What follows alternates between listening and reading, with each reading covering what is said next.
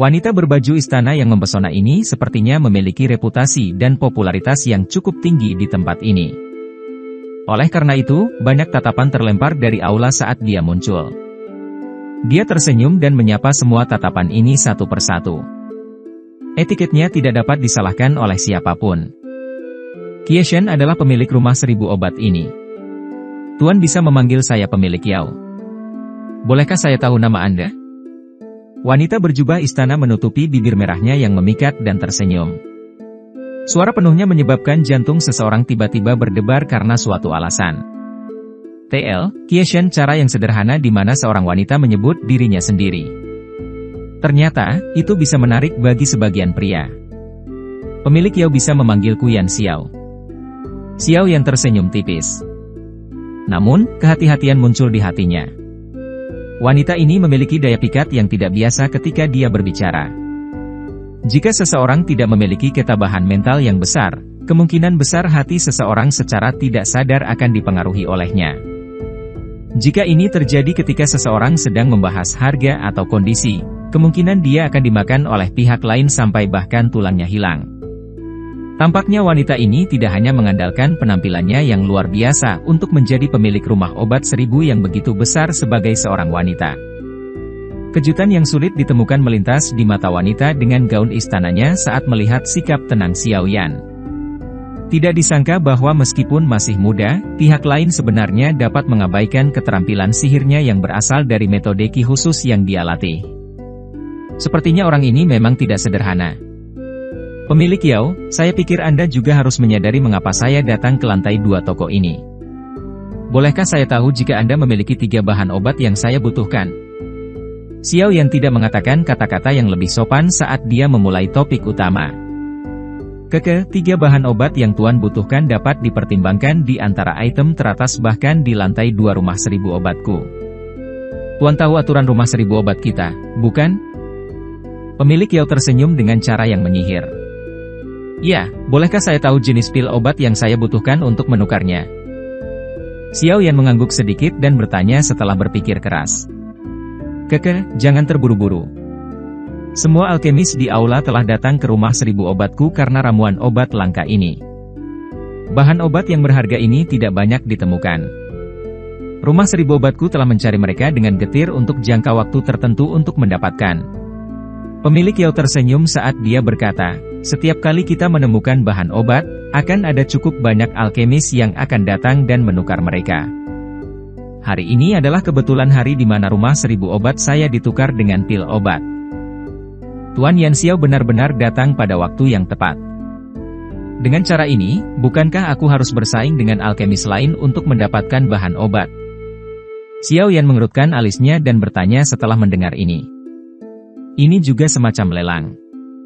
Orang yang menawarkan harga tertinggi akan mendapatkan apa yang dia inginkan. Namun, tempat kami ini tidak menginginkan koin emas. Sebaliknya, kita akan melihat apakah orang yang menawar dapat memperbaiki pil obat yang memuaskan kita. Tentu saja, secara normal, kecuali kedua belah pihak sangat membutuhkan bahan obat seperti itu, masih akan ada orang yang menarik diri dari yang besar. Pemilik Yao tersenyum. Dia segera menoleh ke pria tua berambut putih di sampingnya dan berkata, Yan tua, sudah hampir waktunya. Mari kita mulai pertemuan pertukaran pil. Iya. Pria tua berambut putih itu sedikit mengangguk. Dia segera berjalan menuju panggung tinggi di aula. Dia mengangkat tangannya sekali di sana dan membenturkannya ke bel perunggu di sampingnya. Dering yang jelas bergema di seluruh aula. Bawakan obatnya. Pria tua berambut putih itu memerintahkan. Lebih dari 10 pelayan wanita cantik segera mengeluarkan piring perak dengan sikap hormat. Kotak giok yang tertutup rapat diatur dengan rapi di atas piring perak. Ketika sosok-sosok ini lewat, kotak giok ditempatkan dengan rapi di atas platform batu satu demi satu. Kotak giok semuanya terbuka dan aroma obat yang kaya langsung melonjak keluar. Dalam waktu singkat, cukup banyak alkemis mulai menarik napas dengan lembut. Sukacita terungkap di wajah mereka. Jelas, kumpulan bahan obat langka dari rumah 1000 obat ini menyebabkan mereka merasakan kepuasan yang luar biasa. Semuanya, Kumpulan bahan obat ini adalah sesuatu yang Rumah Seribu Obat saya telah membayar harga yang besar untuk mendapatkannya. Kualitas bahan jamu cukup baik. Oleh karena itu, semua orang harus mempersiapkan diri.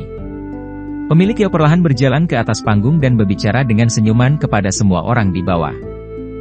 Sejumlah alkemis di bawah mengangguk tak berdaya saat kata-katanya terdengar. Meski Rumah Seribu Obat ini memiliki banyak bahan obat langka, harganya cukup mahal.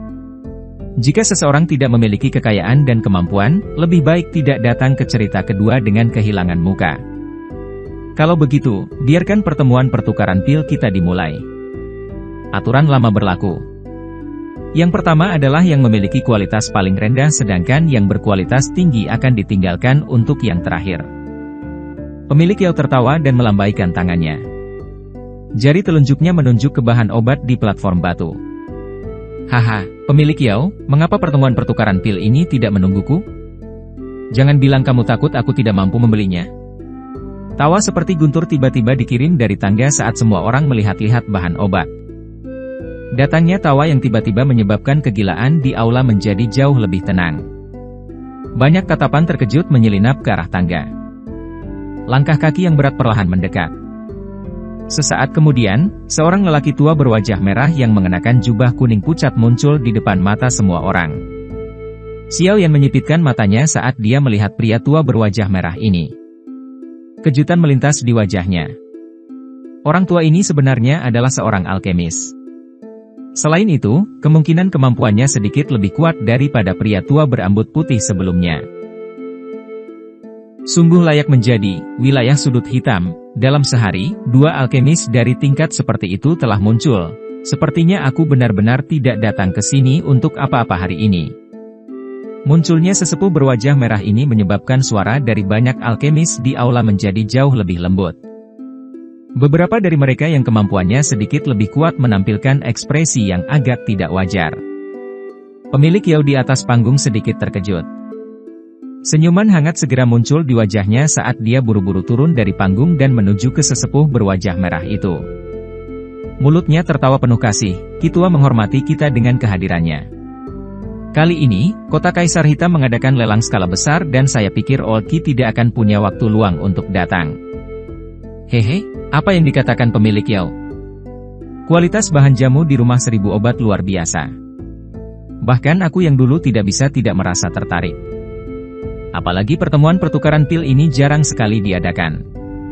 Oleh karena itu, diriku yang dulu pasti akan datang dan melihat sesibuk apapun aku.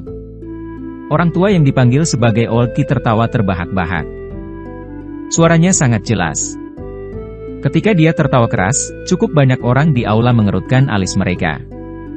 Namun, karena posisi dan latar belakang mantan dalam Kota Kaisar Hitam, tidak ada yang berani menyuarakan pikiran mereka. Qie Shen sangat senang karena Old Ki bisa datang mengunjungi toko ini. Untungnya, pertemuan pertukaran pil ini belum secara resmi dimulai. Old Ki, silakan duduk. Pemilik Yao tersenyum saat berbicara. Dia segera memiringkan tubuhnya dan membuat sikap yang mengundang dengan hormat. Melihat ini, sesepuh berwajah merah itu terus terang tertawa keras dan tanpa basa-basi menuju ke deretan di depan panggung. Setelah itu, dia duduk di kursi di tempat yang paling penting. Tatapannya yang samar melihat sekeliling sebelum akhirnya berhenti sejenak pada Xiao Yan, yang jaraknya cukup dekat. Setelah itu, dia segera mengalihkan pandangannya. Pemilik yang menghela nafas lembut tanpa ada yang memperhatikan setelah melihat bahwa sesepuh berwajah merah itu telah duduk. Hatinya diam-diam mengutuk, setiap kali orang tua ini datang, dia selalu mengandalkan latar belakangnya di dalam Kota Kaisar Hitam yang menyebabkan pesaing lain takut untuk menawarinya. Tetua berwajah merah ini memiliki latar belakang yang cukup kuat. Dia adalah alkemis top dalam sekte Kaisar Hitam. Dikabarkan bahwa dia telah mencapai tingkat 6 belum lama ini. Dia bisa dianggap sebagai orang yang memiliki kemampuan penyulingan obat terbesar dalam Kota Kaisar Hitam. Selain itu, dengan mengandalkan kekuatan sekte Kaisar Hitam, dia bisa dianggap sebagai orang penting yang kata-katanya sangat berarti bagi semua orang di Kota Kaisar Hitam. Orang biasa secara alami tidak berani menawarinya. Dengan cara ini, tidak diragukan lagi itu bukan sesuatu yang baik dari sudut pandang Rumah Seribu Obat. Bagaimanapun, mereka meminta kedua belah pihak untuk saling menawar untuk memaksimalkan keuntungan mereka. Tindakan mantan tidak diragukan lagi melanggar aturan. Meskipun pemilik Yao merasa tidak puas, dia tidak berani berbicara terlalu banyak karena pengaruh sesepuh berwajah merah di kota Kaisar Hitam. Oleh karena itu, dia tidak merasakan banyak kegembiraan untuk orang besar yang datang tanpa diundang ini. Orang tua ini memiliki mata yang tajam. Aku ingin tahu ramuan obat apa yang akan dia ambil kali ini. Tangan pemilik Yao tanpa sadar mengencangkan di bawah lengan bajunya. Bahan obat ini diperoleh setelah rumah 1000 obat mereka telah mempertaruhkan nyawa cukup banyak pemanen obat. Harganya lumayan bagus. Pemilik Yao menggelengkan kepalanya sedikit saat pikiran ini melintas di hatinya. Dia menekan emosi di hatinya sebelum dengan cepat berjalan kembali ke panggung tinggi. Senyuman sekali lagi melonjak ke wajahnya saat dia mulai menjadi tuan rumah pertemuan pertukaran pil ini. Kelompok Xiao yang duduk di sebuah tempat di belakang. Bahan obat yang muncul sebelumnya bukanlah yang dia butuhkan, dan pandangannya berhenti pada sesepuh berwajah merah hampir sepanjang waktu. Dari ekspresi para alkemis di sekitarnya ketika lelaki tua ini muncul lebih awal, sepertinya dia memiliki posisi yang cukup tinggi di kota Kaisar Hitam. Hal lainnya adalah bahwa orang ini tampaknya tidak disukai. Namun, banyak orang yang tidak berani menyuarakan amarahnya karena suatu alasan. Dengan mengandalkan persepsi spiritualnya yang luar biasa, Xiao Yan dapat merasakan bahwa tingkatan alkemis tua berwajah merah ini kemungkinan besar sedikit lebih tinggi dari Fama Aliansian. Namun, jika dibandingkan dengan Gu He, dia kemungkinan akan terlihat sedikit lebih lemah. Dia bisa dianggap sebagai Grandmaster alkemis sejati yang akan sangat dicari oleh banyak faksi yang bersaing di wilayah sudut hitam. Apa yang disebut pertemuan pertukaran pil secara resmi dimulai sementara pikiran-pikiran ini berlama-lama di hati Xiao Yan. Beberapa tatapan alkemis menyapu bahan obat yang dipajang. Jika mereka menemukan sesuatu yang cocok, mereka akan melangkah maju. Namun, untuk mengambil bahan obat yang mereka minati, mereka harus membayar dengan pil obat yang nilainya sama dengan bahan obat. Xiao Yan samar-samar memahami sesuatu saat dia mengamati pertemuan pertukaran pil ini. Dia menemukan bahwa nilai bahan obat ini sekitar setengah atau kurang dari nilai pil obat yang dapat dimurnikan. Misalnya, jika itu adalah bahan obat yang dapat memperbaiki pil obat tingkat 4, seseorang akan membutuhkan pil obat tingkat 3 agar berhasil menukarnya. Namun, pil obat tingkat 3 apa yang diputuskan oleh 1000 rumah obat? Jika orang itu sudah menyiapkannya untuk bisnis, orang itu bisa menukar bahan obatnya. Jika tidak, ada kuali obat dengan kualitas yang cukup tinggi yang disiapkan untuk mereka di atas platform batu di sampingnya. Jelas, itu adalah orang-orang yang memperbaiki pil di tempat. Kelompok pertama bahan obat tidak masuk ke mata tajam Xiao Yan. Namun, masih ada cukup banyak alkemis tingkat 3 dan tingkat 4 yang tertarik dengan mereka. Setelah itu, mereka memulai pertukaran sesuai aturan. Jika orang-orang ini tidak memiliki pil obat yang sudah jadi, beberapa alkemis akan langsung memurnikannya di tempat. Dalam sekejap, suhu aula naik.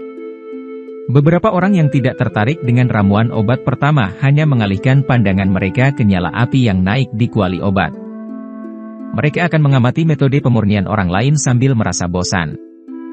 Kelompok Xiao Yan secara acak menyaksikan para alkemis lainnya memurnikan pil di tempat karena kebosanan mereka. Tidak lama setelah itu, Xiao Yan menarik pandangannya dan menggelengkan kepalanya. Dengan kemampuannya saat ini, metode pemurnian alkemis di tingkatan ini tampak sangat sederhana dan kasar di matanya. Tidak ada sedikit pun yang bisa dia pelajari dari mereka. Ada juga cukup banyak alkemis yang duduk di aula tanpa bergerak. Kemampuan orang-orang ini bisa dianggap menengah ke atas di tempat ini. Oleh karena itu, pandangan mereka ditempatkan sedikit lebih tinggi. Kelompok pertama bahan obat berkualitas rendah ini jelas tidak bisa menarik mereka. Orang-orang yang merasakan waktu luang terbesar di antara mereka secara alami adalah sesepuh berwajah merah itu. Wajahnya hampir dipenuhi dengan ketidaksabaran saat melihat ramuan obat yang dia benar-benar tidak tertarik. Dari penampilannya, seolah-olah dia tidak bisa menunggu 1000 rumah obat untuk segera mengeluarkan bahan obat berkualitas tinggi. Mengikuti aliran waktu yang lambat, ramuan obat berkualitas rendah ini secara bertahap dipilih dan dibawa pergi. Setelah itu, ramuan obat terus bermunculan.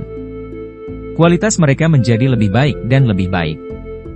Alkemis yang agak lebih kuat yang awalnya duduk di kursinya tanpa bergerak akhirnya mulai menunjukkan minat. Mereka mulai bergerak maju untuk menegosiasikan pertukaran barang. Bahan obat di platform batu berkurang seiring berjalannya waktu. Namun, dari wangian obat kental yang merembes dari kotak giok ini, orang dapat mengatakan bahwa bahan obat itu berkualitas tinggi. Beberapa dari mereka bahkan menyebabkan sesepuh berwajah merah itu dipindahkan. Namun, dia tidak melakukan apapun. Dari kelihatannya, dia sepertinya sudah siap kali ini.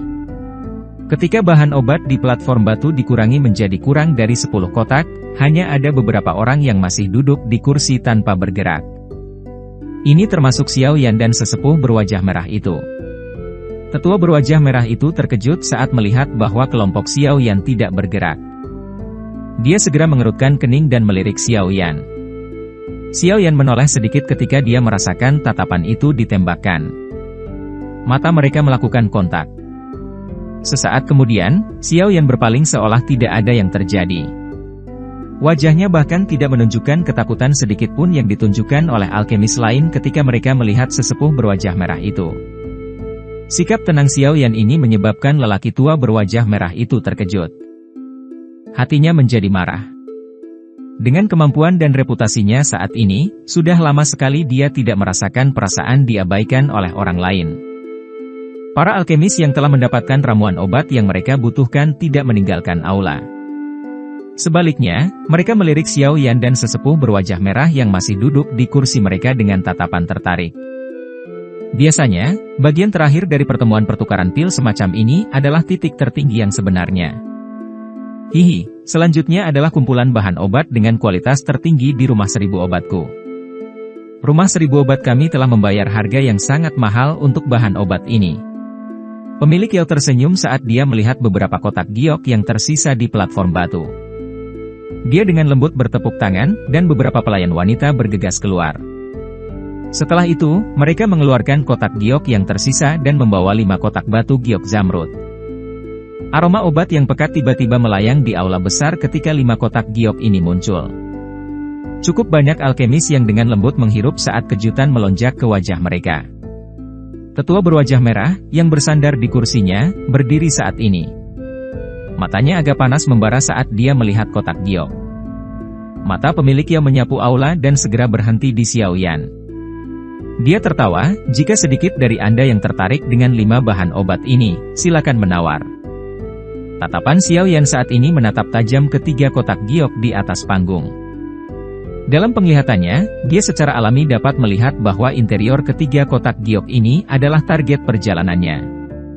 Mereka adalah 3 bahan obat terakhir yang dibutuhkan untuk memperbaiki pil tulang darah jiwa surga. Xiao Yan menghirup udara dalam-dalam dan berdiri di bawah tatapan semua orang di aula. Akhirnya, dia melangkah ke platform batu.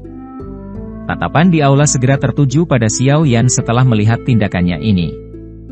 Kualitas beberapa bahan obat ini sangat tinggi. Jika seseorang ingin menukar mereka, kemungkinan besar seseorang harus mengambil pil obat tingkat 4 atau tingkat 5. Mungkinkah orang ini yang tampak sangat muda mengambil pil obat tingkat seperti itu?